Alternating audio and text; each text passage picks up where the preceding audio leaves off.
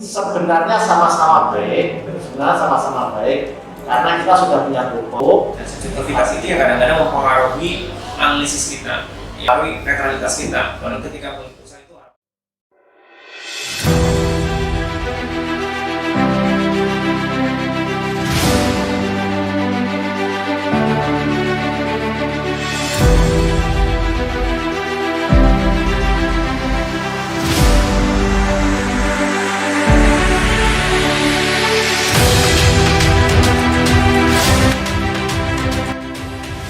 Bismillahirrahmanirrahim. Assalamualaikum warahmatullahi wabarakatuh. Bapak Ibu yang saya hormati, pada kali ini saya Sarah Setiana selaku calon guru penggerak angkatan 6 dari Kabupaten Purbalingga akan melaksanakan tugas modul 3.1 melakukan wawancara terhadap pengambilan keputusan oleh pemimpin di instansi kami. Pada kesempatan ini saya bersama Bapak Yusron selaku SPMI Sistem Penjaminan Mutu Internal. Bagaimana nanti Bapak Yusron mengambil sebuah keputusan berkaitan dengan dilema etika maupun bujukan moral. Mari kita saksikan sama-sama wawancara saya bersama Bapak Yusron. Terima kasih Pak Yusron. Mohon maaf ini mengganggu kesibukan Bapak selaku manajemen di sekolah ini. Pertama-tama saya mengucapkan terima kasih pada Pak Yusron atas kesediaannya untuk wawancara ini.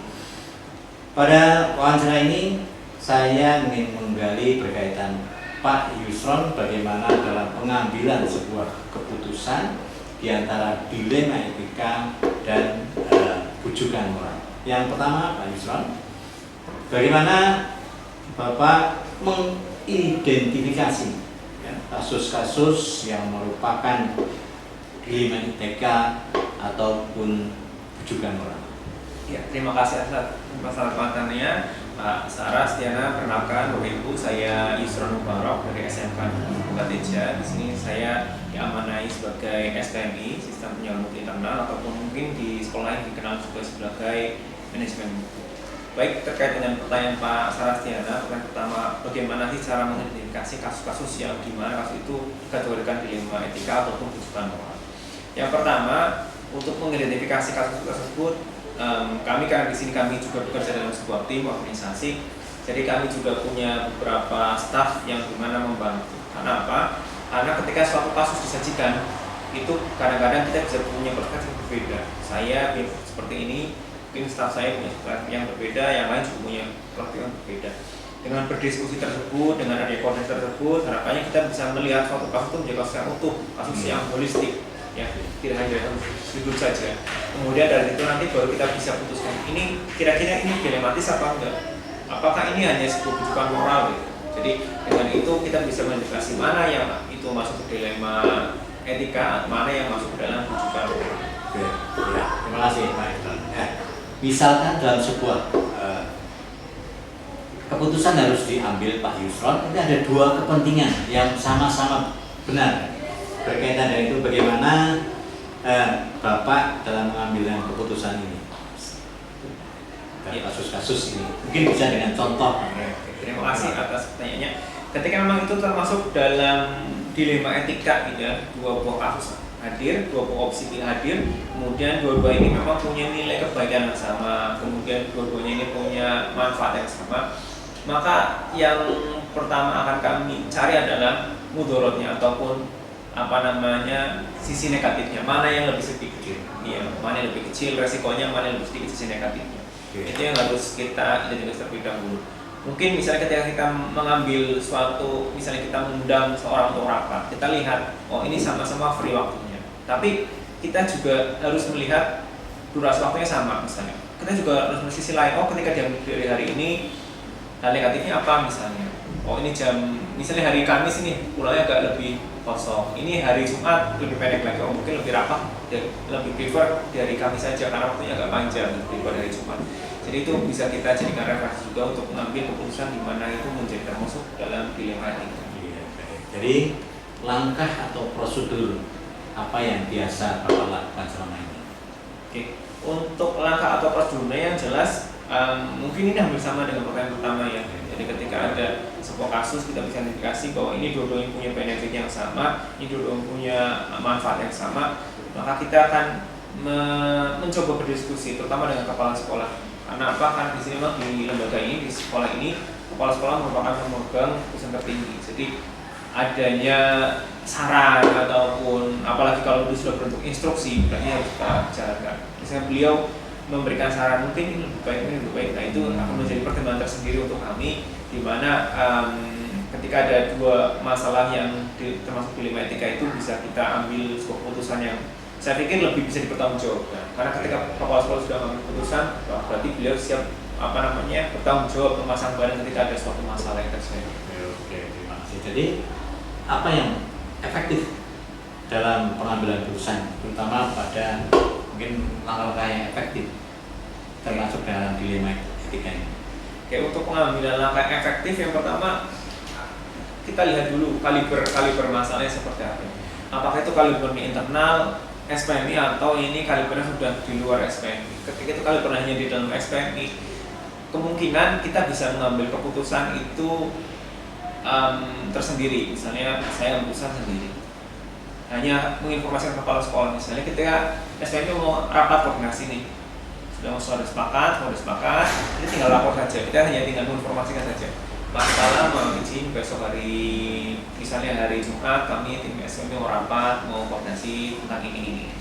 Karena itu tidak berpengaruh terhadap organisasi, itu hanya berpengaruh pada SPMI. Dan saya pikir kepala sekolah juga ketika mendapat informasi tersebut, ya beliau hanya akan memberikan izin gitu, tidak ada kepentingan. Tapi ketika itu memang sudah luas, mencakup sesuatu yang lebih luas lagi di luar SPMI, maka andil dari kepala sekolah merupakan suatu prosedur yang harus kita jalani. Itu adalah sebuah langkah efektif yang harus kita lakukan. Kita harus koordinasi terlebih dahulu.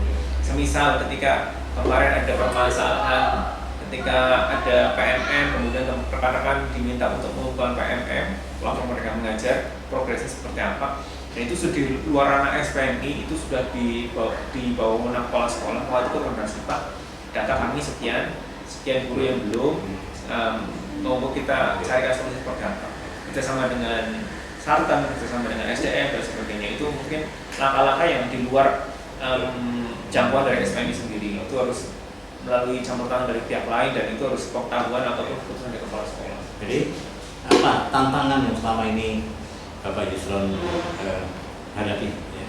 Tantangan dalam kasus terutama dilema etika. Oke, dalam memutuskan suatu masalah yang sama-sama punya manfaat, semua sama-sama punya kebaikan. Bagi saya pribadi mungkin karena memang jam terbang saya masih rendahnya. Sebagai guru saya baru 8 tahun gitu jadi guru, dan kemudian di manajer ini juga termasuk baru. Jadi tantangan saya adalah memang wawasan pengalamannya saya masih kurang. Ketika ingin mengambil keputusan, apalagi itu ketika itu krusial, itu kita butuh dampingan ataupun butuh masukan dari kepala sekolah, teman-teman yang lain. Kemudian bagaimana Pak Yusron dalam menyelesaikan masalah? Apakah langsung di tempat atau ada waktu khusus untuk penyelesaian? Oke, untuk menyelesaikan masalah kita lihat dulu prioritasnya. Ini urgent atau tidak harus diselesaikan. Ketika itu memang sangat urgent diselesaikan dan harus diselesaikan hari itu juga, saat itu juga, maka kita bisa memutuskan dengan pertimbangan-pertimbangan tertentu. Ya, misalnya dengan mungkin terlebih dahulu dengan berkoordinasi dengan kepala sekolah.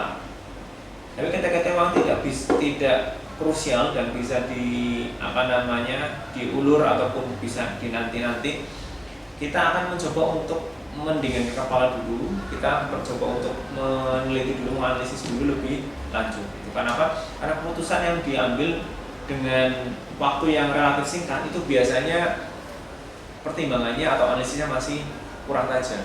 Ketika kita masih ada durasi waktu untuk menimbang, kita punya waktu untuk menganalisis, mengambil sisi-sisi yang mungkin belum sempat kita lihat, ini akan lebih komprehensif menurut keputusan. Terima kasih Pak Yusron. Terakhir pertanyaan dari kami, apa yang Bapak bisa petik dari pengalaman setelah pengambilan beberapa keputusan yang selama ini Bapak lakukan, terutama berkaitan dengan dunia pendidikan? Ya. Jadi ketika suatu kasus itu punya dua kemungkinan yang sama-sama baik dan harus keputusan salah satunya, memang itu menjadi hal yang sebenarnya tidak ada masalah karena dulunya baik ya. Ya, dulu baik, tapi kendalanya adalah Dari satu ya? Iya, kita bisa satu kalau dulunya sama baiknya. Tapi kadang-kadang adalah yang adalah ego kita sendiri. Kadang-kadang kita merasa ini lebih daripada B gitu loh. Kita merasa, tapi dulunya sebenarnya sama-sama baik, tapi kita merasa mungkin lebih prefer karena namanya seorang itu punya subjektivitas. Ketika melihat sesuatu hal itu kadang dia lebih cenderung ke satu sisi daripada sisi yang lain. Nah, subjektivitas itu yang kadang-kadang mempengaruhi analisis kita. Ya, kadang subjektivitas itu yang mempengaruhi netralitas kita. Kalau ketika keputusan itu harapannya kita tidak terlibat dalam emosional ataupun dalam finansial ataupun segi apapun, itu udah netral. Ketika kita berkeputusan ya untuk kebaikan bersama. Apalagi kita di sekolah menjadi student center bahwa kita harus berpihak kepada murid, kita harus menjadikan murid sebagai tolak ukur ataupun patokan kesimpulan ataupun keputusan. Itu adalah hal yang mungkin menjadi hambatan ketika kita di manajerial. Oke, terima kasih Pak Yusron atas waktunya, sangat bermanfaat bagi kami, dan sekali lagi saya mengucapkan mohon maaf yang sebesar-besarnya mengganggu aktivitas kegiatan Pak Yusron. Terima kasih Yusron. Ya. Bapak Ibu yang kami hormati, demikian wawancara kami dengan pimpinan SPMI, Manajemen di SMK Negeri 1, Standar Penjaminan Mutu Internal. Demikian dari kami. Kami akhiri. Assalamualaikum warahmatullahi wabarakatuh. Waalaikumsalam warahmatullahi wabarakatuh. Bismillahirrahmanirrahim. Assalamualaikum warahmatullahi wabarakatuh. Waalaikumsalam warahmatullahi wabarakatuh. Kami mohon maaf atau kepala sekolah SMK Negeri 1 Bupatiga. Kami mohon maaf yang sebesar-besarnya mengganggu aktivitas kegiatan Bapak kepala sekolah. Yang kedua, kami ada tugas dari CGP, calon guru penggerak, berkaitan dengan modul 3.1, yaitu berkaitan pengambilan keputusan. Ini ada beberapa berkaitan dengan pertanyaan, yaitu terkait dengan dilema etika dan rujukan. Selama ini bagaimana menyikapi Bapak dalam mengambil keputusan berkaitan dengan dua dilema tersebut? Berkaitan dengan keputusan atau berupa keputusan yang dilema etika, ini tidak terlalu sulit karena sama-sama baik.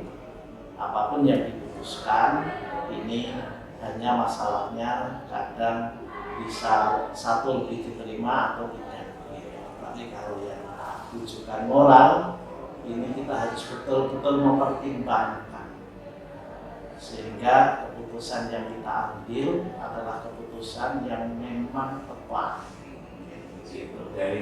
Dari dua tadi yang dilema etika kan dua-duanya benar. Untuk menyikapi kecemburuan dari salah satu pihak yang mungkin tidak diterima usulnya, Gini, misal pada saat TKR mengusulkan propos dan forpos, awal dalam rapat itu mengusulkan selalu propos, sehingga tim belanja barang sudah merekomendasi propos. Tapi pada saat klarifikasi dia menginginkan beli forpos. Ya. Kemudian saya serahkan kembali kepada tim untuk berkoordinasi dengan mereka. Ternyata di sana juga tidak bisa ada keputusan. Sebenarnya sama-sama baik, karena kita sudah punya propos cukup, tetapi kalau kita punya dua lebih baik karena kita anggarannya memang segitu. Kemudian minta propos karena kita memang belum punya. Cuman dari sisi anggaran itu tidak pas, seandainya kita paksakan, ada mata belanja yang lain harus terkurangi. Nah, maka yang demikian itu kemudian saya mengambil keputusan bahwa belinya to pos dengan pertimbangan saya. Kemudian kepada mereka yang memiliki usul yang tidak sama dengan itu, maka saya katakan bahwa saya harus menyelesaikan konflik ini. Jadi jangan sampai konflik ini berlarut-larut, maka saya ambil keputusan. Urusan beli porpos anggarkan di tahun berikutnya. Jadi tadi langkah atau prosedur yang Bapak lakukan adalah menemukan kedua belah pihak. Iya. Pada pertanyaan berikutnya, prosedur seperti apa yang mungkin Bapak lakukan berkaitan dengan untuk meminimalisir ketidaknyamanan dari satu pihak tadi. Iya. Prosedur tadi adalah mempertemukan menimbang mana yang. Ya. Oke, terima kasih. Untuk berikutnya Bapak yang saya hormati. Iya. Dan hal apa saja yang selama ini dianggap efektif dalam pengambilan keputusan, terutama di sini adalah berkaitan dengan bilik etika yang paling efektif.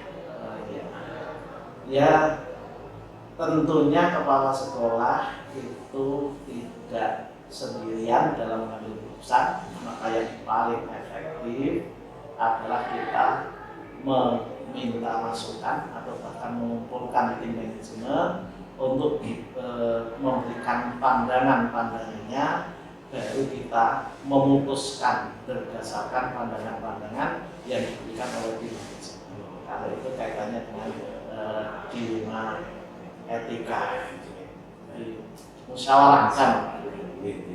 Terima kasih. Kemudian yang selama ini terjadi ini tantangan dalam setelah mengambil keputusan. Iya. Tantangan apa yang terjadi? Iya. Itu selalu ada, apalagi ini sebuah organisasi yang besar dengan jumlah guru karyawan yang 144, jumlah siswa yang 1.777, ini 777 untuk siswa. Ini tentunya satu hal yang tidak berat ketika kita memutuskan. Tapi kalau kita sudah memutuskan A, maka A ini harus kita konsisten. Apapun yang teman-teman misalnya ya ada yang keberatan dan lain-lain, maka kita jawab dengan satu alasan yang tepat. Yang kedua, kita kerja yang nyata. Kita wujudkan keputusan kita adalah keputusan yang tepat. Nah, ini dari selang pengambilan keputusan Ya. ini apakah langsung Bapak selesaikan atau mungkin dalam artian atau ada waktu tertentu? Oh ya. Iya, melihat urgensinya. Ada yang memang harus diputuskan, ada yang kita harus minta pertimbangan pada banyak orang di manajemen atau yang berkaitan. Jadi ada yang harus kita putuskan. Masukan ya? Oke. Ada masukan dari yang lain, ada yang harus kita putuskan dengan segera. Apakah ada seseorang Iya. atau faktor-faktor Iya. yang selama ini mungkin mengganjal bagian di Bapak setelah atau dalam pengambilan keputusan itu yang mengganjal? Iya. Tentunya 1000 kepala, ada 1000 pemikiran dan 1000 pendapat. Kalau dibandingkan dengan satu keputusan saya, pasti kalau misal ditanya, ya kalau ada 1000 orang akan 1000 pendapat. Nah itu tentu ada. Tentu ada. Bagaimana caranya? Kita sebenarnya lebih menekankan pada mengkomunikasikan ketika ada seperti itu.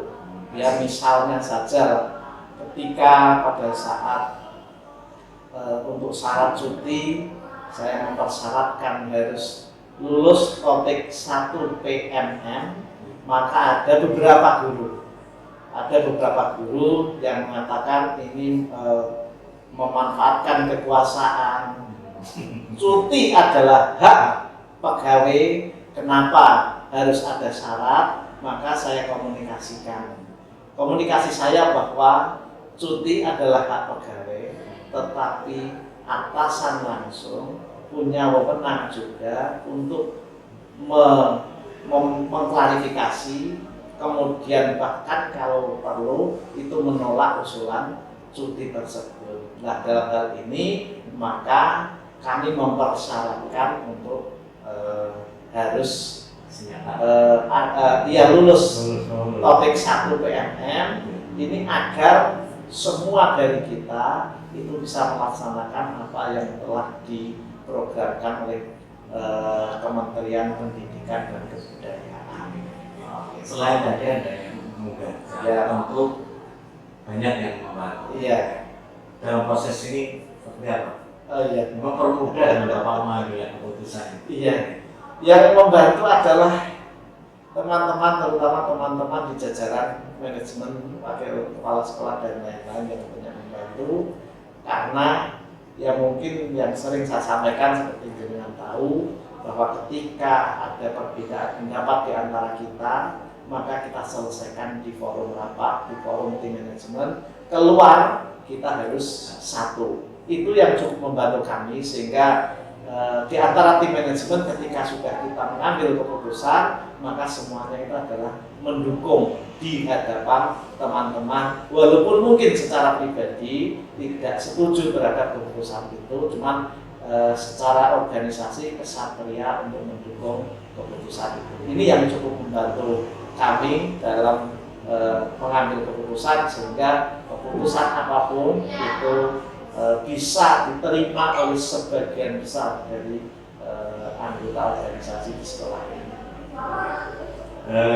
Pertanyaan lain Bapak? Iya. Berkaitan dengan semuanya, alhamdulillah berjalan dengan baik. Iya. Sudah di Bapak ambil.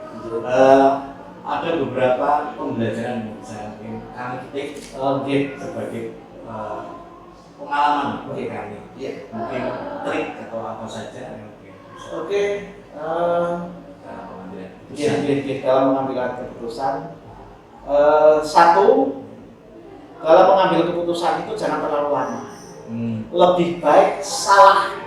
Dalam tanda petik salah itu bukan berarti nanti bukan berarti ini akibat buruk, maksudnya lebih baik kita salah mengambil keputusan tapi cepat daripada kita berlarut-larut tidak mengambil keputusan. Karena kalau kita salah mengambil keputusan itu berarti segera akan terbukti kita itu salah atau benar. Ketika kita sudah terlihat salah maka akan kita perbaiki. Tapi ketika kita berlarut-larut dalam dilema maka ini membiarkan ketidakpastian. Kemudian dalam mengambil keputusan tidak disertakan ambisi atau keinginan pribadi. Itu penting. Jadi misal ada keinginan ekonomi atau keinginan harga diri atau keinginan apa, maka ketika kita mengambil keputusan kalau kita sudah tidak ada motif kecuali memajukan sekolah untuk kebersamaan, maka kita bisa menjawab dengan lantang apapun yang teman-teman tidak setuju. Tapi ketika sudah motifnya ekonomi kita sudah pelo, tidak bisa memberikan jawaban. Terima kasih. Ya, sama-sama. Allah sangat berguna bagi kami, pembelajaran bagi kami. Amin. Terima kasih.